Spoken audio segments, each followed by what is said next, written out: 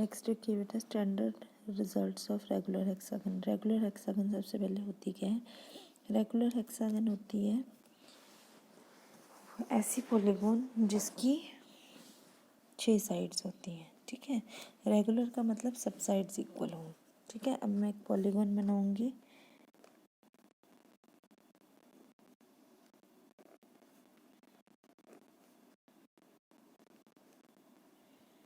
ये रेगुलर नहीं बनी, पर रेगुलर में सब साइड्स क्या आएंगी?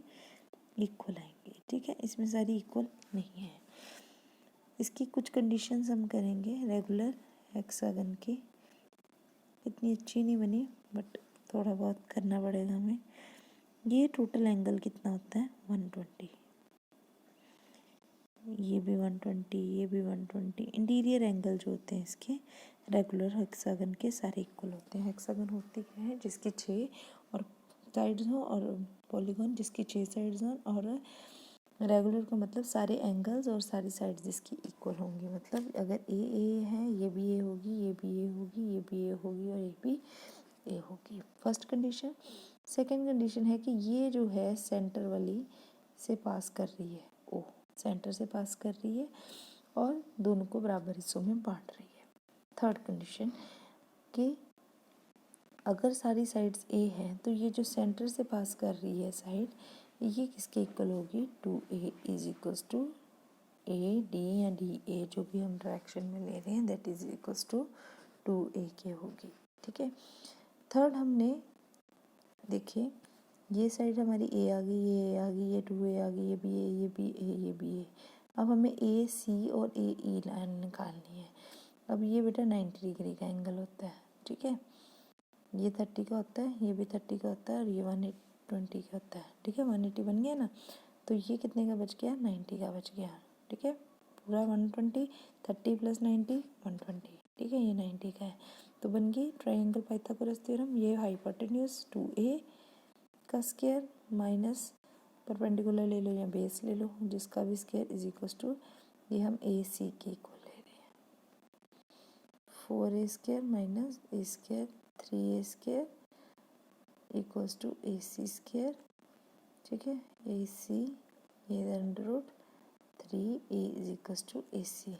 सिमिलरली अगर हम ये ट्राइंगल लेते हैं तो इसमें 2a, ये भी a, और ये निकाल लेंगे, वो भी हमारा अंडर रूट 3a आ जाएगा। तो दोनों की लेंथ इक्वल आ गई, इट मीन्स दोनों साइड्स क्या आ गई? सेम आ गई। ए सी और A E is equal to under root 3a आ गया। A is the side of this, ये मैं आपको बता चुकी हूँ। ये एंगल सारे 30 30 30 30 के होते हैं। ये चारों की लाइंस इक्वल और रेगुलर है, तो ये सब बराबर हिस्सों में बटेंगे। तो 120 को हम 4 हिस्सों में डिवाइड कर देंगे तो 30 30 30 आ जाएगा। इंटीरियर एंगल जो होता है रेगुलर हेक्सागन का, वो 180 के होता है। ये 4 पॉइंट्स हम एक्सप्लेन कर चुके हैं, 5वां भी हो गया explain. A D is equal to 2a होता है। If p is the length of perpendicular from the centre at any side, then p is equal to this. कहते हैं p क्या है? लेंथ ऑफ परपेंडिकुलर है, जो हम सेंटर से फेंकेंगे किसी भी साइड के ऊपर, चाहे इसके ऊपर, चाहे इसके ऊपर, चाहे इसके, चाहे इसके, चाहे इसके। तो ये जो लेंथ ऑफ परपेंडिकुलर है वो किसके इक्वल हो जाएगा? Under root 3/2a। ठीक है, this result can be proved easily. तो ये हमारा जो है रिजल्ट्स जो हैं, इसको हम यूज़ करेंगे अपनी नेक्स्ट एग्जांपल्स में। तो नेक्स्ट एग्जांपल में हमने एक रेगुलर पॉलीगॉन ले लिए, सॉरी हेक्सागन ले लिए, जिसको मैग्नीट्यूड हमें गिवन है, वेट गिवन है जिनका।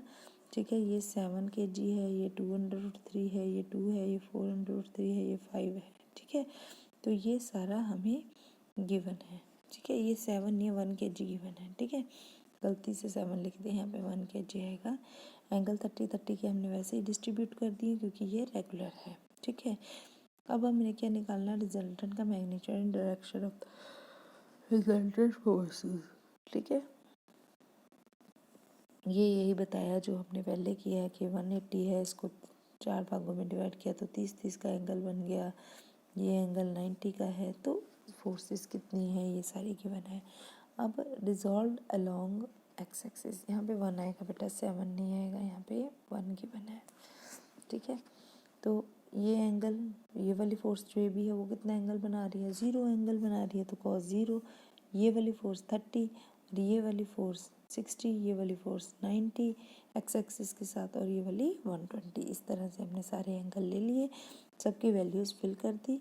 ये फोर्सेस गिवन थी 1 2 √3, ये सारी ऐसे लिख दी, तो ये हमारे पास आ गया, इसको हमने ले लिया एक्स।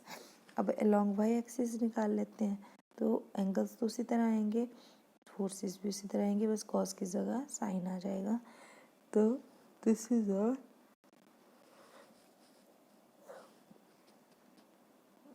फोर्सेस का रिजल्ट ये आ जाएगा। इसको वाई ले लेंगे, स्केयरिंग एंड एडिंग करेंगे, कॉस के थीटा साइन के थीटा, यहाँ पे भी थीटा आएगा, ज़ीरो नहीं आएगा, 1 हो जाएगा। R square is equal to this, plus करके रिजल्टेंट का ये आ जाएगा हमारा मैग्नीट्यूड ऑफ द रिजल्टेंट। अगर हम उसको डिवाइड करेंगे तो tan थीटा आ जाएगा, तो थीटा की भी वैल्यू हमारी आ गई। ठीक है, this is our example number 3 of 3A।